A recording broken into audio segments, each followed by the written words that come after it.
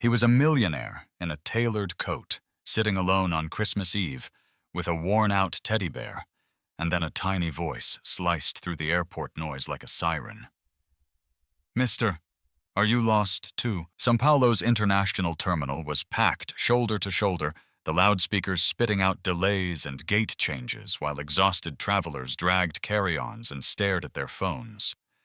In the middle of all that chaos sat Ethan Cross, perfectly still, near a window, as if motion itself might crack him open. Beside his polished dress shoes and leather briefcase, the teddy bear looked out of place, old stitching one-button eye slightly crooked.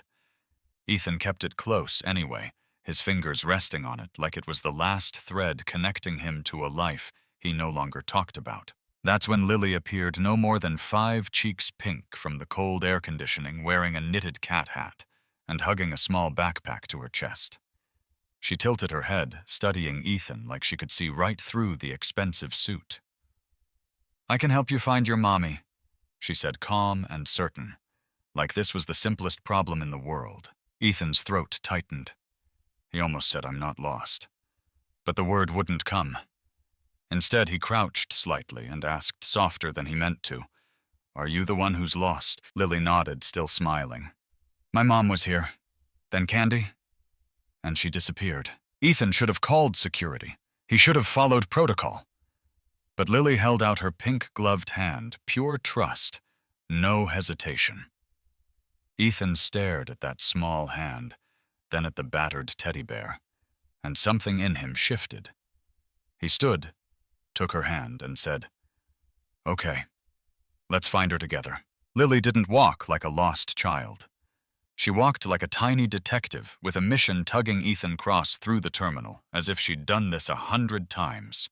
The crowds parted in waves, holiday travelers rushing carts, squeaking coffee, spilling, yet Lily kept her chin up, scanning faces with serious little eyes. "First, the candy store," she announced, pulling him toward a row of glittery shop windows drenched in Christmas decorations.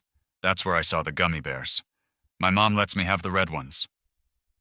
Her voice stayed bright, like fear was something other kids carried, not her. Ethan followed, quiet and steady, his long stride slowing to match her short steps. He felt people watching, some smiling, some suspicious, because a man in a sharp suit holding hands with a 5-year-old always looks like a story waiting to happen. But Ethan didn't care. For the first time in years, he wasn't thinking about meetings or money or deadlines. He was listening. Really listening. Lily talked non-stop. "My mom has hair like sunshine," she explained.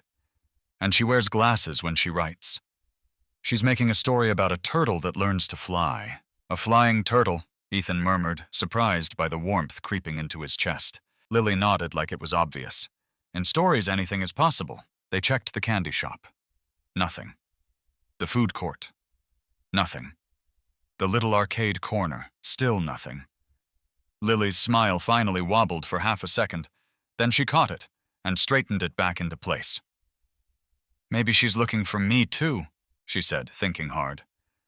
"And we keep missing each other." Maybe Ethan answered gently, kneeling beside her, so his voice didn't feel bigger than her bravery. As they stood, an airport employee slowed down, eyes narrowing at the sight of them.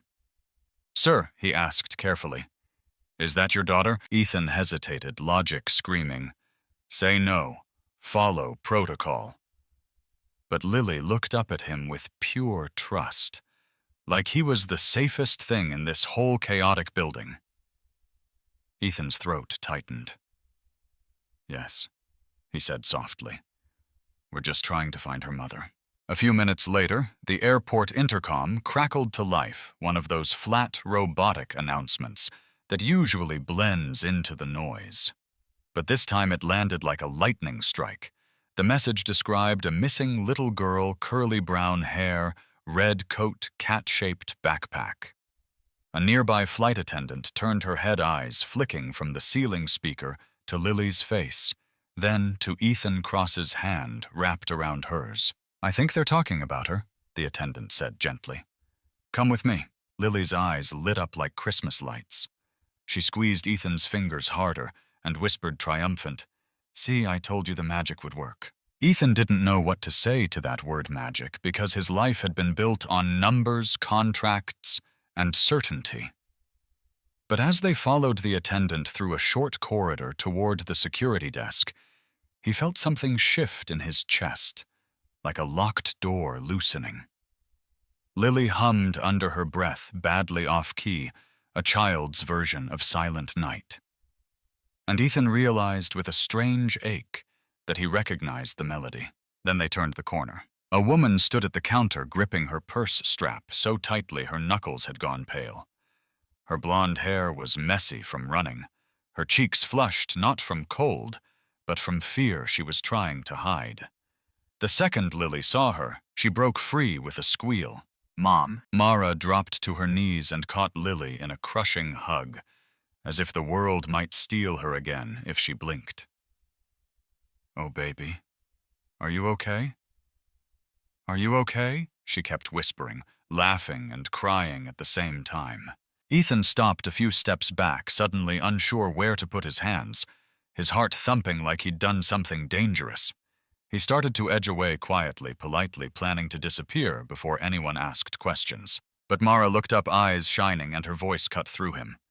"Wait," she said.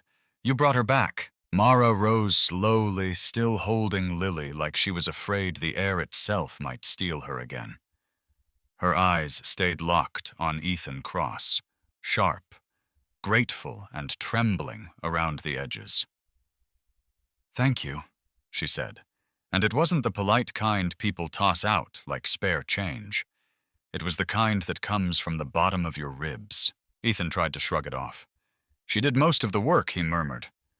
"I just kept her company." But Lily, now safe and glowing, reached into Ethan's side without asking, like she'd known him forever, and pulled out the worn teddy bear he'd been guarding in silence.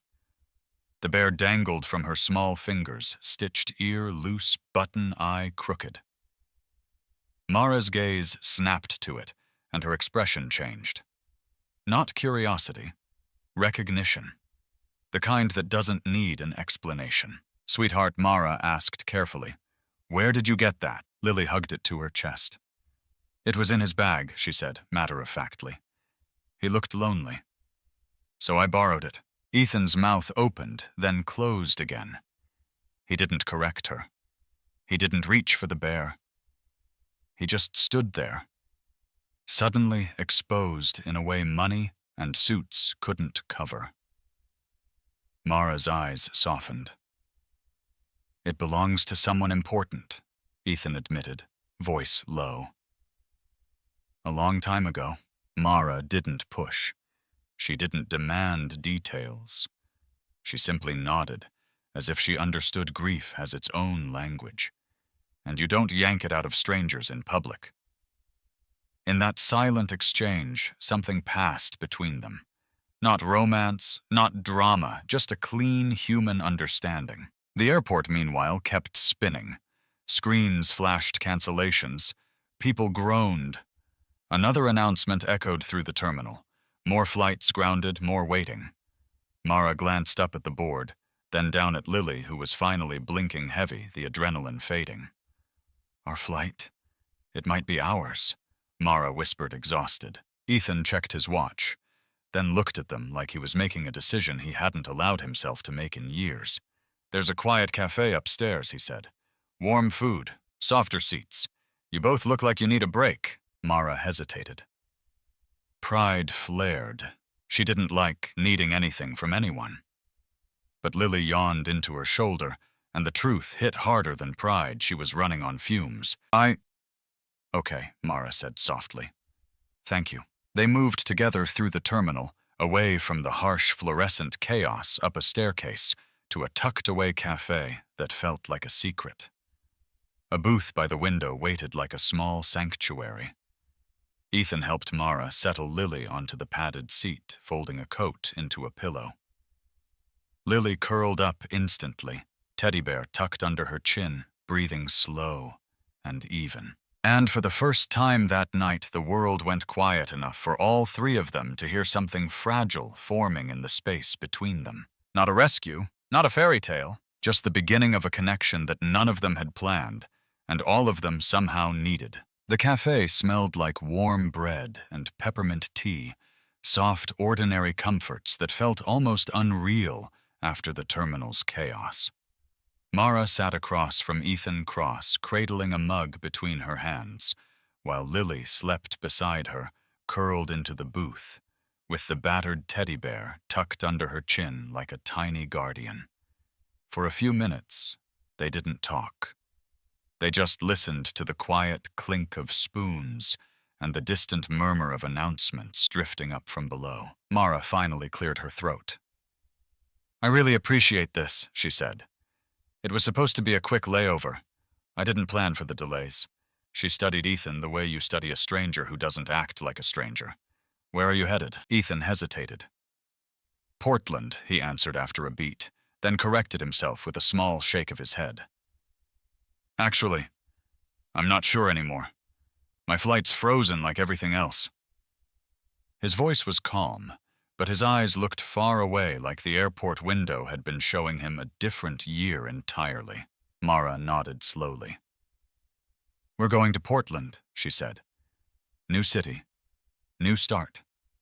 She gave a small, tired smile that didn't pretend life was easy. "A friend offered us a place while I look for work. I wait tables when I can, and at night I write children's books. It's been hard." Ethan's gaze softened. "Not pity recognition?" "That's brave," he said quietly. Mara let out a breath that sounded more like a laugh. "Some days it feels brave. Most days it just feels like survival." The waitress returned with an extra cup and a fresh pot of tea.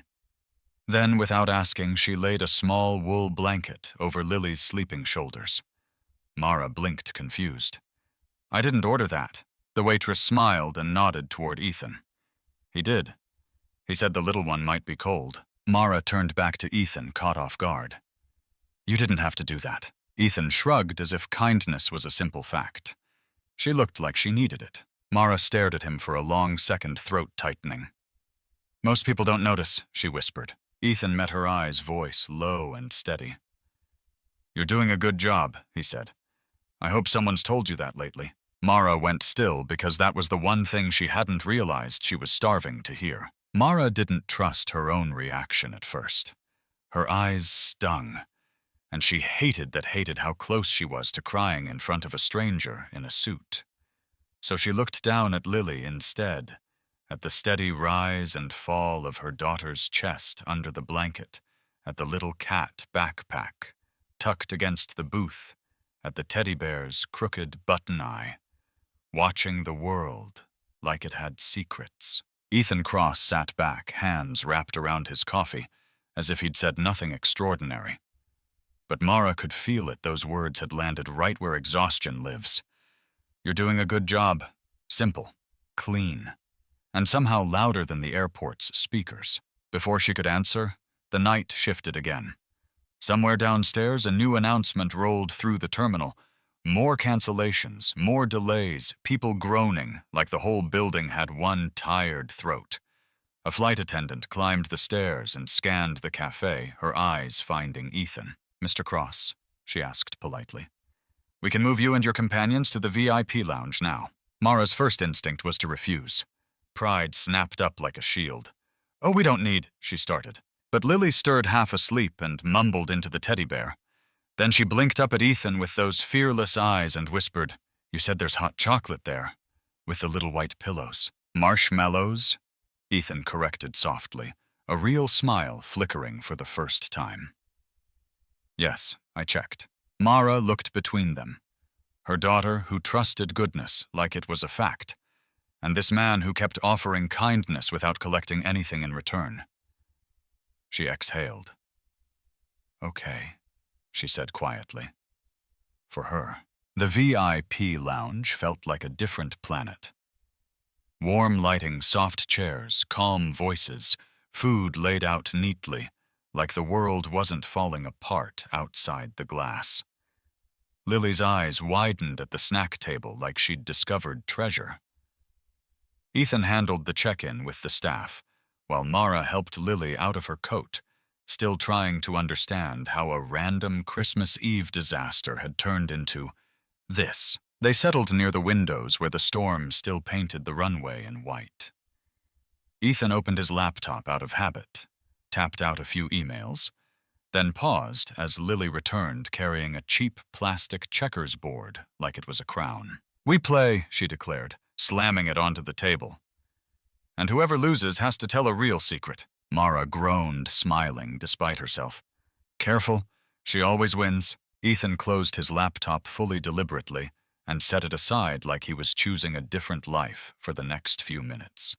"Then I accept," he said, rolling up his sleeves. "But if I lose, you'd better be ready for the truth." Lily wiped the floor with him. Not once, twice. Ethan Cross played well, too. He set traps, tried to lure her pieces, even leaned in with that calm executive focus, like the board was a negotiation table. But Lily's tongue peeked out at the corner of her mouth, her little fingers moving with ruthless precision. When she captured his last checker, she sat back like a queen. "I win," she announced. "Now you tell a real secret." Mara covered her smile with her hand, half embarrassed, half amused. Ethan let out a short laugh, warm, surprised, like it had been sitting in his chest for years waiting for permission. "All right," he said, surrendering with theatrical seriousness. "When I was your age, I hid cookies under my bed. So many that my mom found an entire army of ants having a banquet." Lily squealed. Mara laughed out loud, the kind of laugh that shakes the rust off your ribs. The second round started with Mara joining in, and somehow it didn't feel strange, 3 people in a VIP lounge stuck in a storm building a small island of normal. Lily won again, of course, and Mara sighed dramatically. "Fine. My secret," she said, eyes softening. "I used to be scared to fly." Lily blinked. "But we fly all the time." Mara shrugged, voice quieter now. "Yeah. I learned that being scared and being stuck can feel like the same thing." The words hung there longer than she expected. Ethan didn't rush to fill the silence. He just watched her like he understood more than she'd said. The next game never finished. Lily's eyelids started to droop. Her head tipped against the couch cushion. Mara draped her coat over her daughter with practiced tenderness, smoothing curls off Lily's forehead. Ethan stayed still, staring at them, like he was looking at something holy and unfamiliar. Then Lily stirred, half asleep, rummaged in her little cat backpack, and pulled out a crumbling homemade cookie wrapped in tissue paper. She placed it in Ethan's palm with sleepy ceremony. "I saved it for you," she mumbled. "Mom says good things should be shared." Ethan stared at the broken cookie like it weighed 1,000 pounds. He didn't eat it. He folded the tissue carefully and slipped it into a small compartment inside his leather wallet. An artifact, a promise, a reminder that kindness can be real. A staff member approached later with an update: flights might resume in a few hours. Mara's posture straightened, that familiar brace returning life, always moving, always leaving. Ethan pulled a small notepad from his jacket and wrote something quickly. He tore off the paper and handed it to her without drama. An email address, and beneath it in neat letters the title of the children's book she'd mentioned. Mara looked up, stunned. He remembered. Ethan's voice stayed low. "In case Lily wants a rematch someday," he said, and Mara realized something she hadn't felt in a long time: seen, not saved. Seen. Morning came slowly, like the airport itself was exhausted. The storm outside had finally eased, and the loudspeakers, still droning, carried a different kind of message now.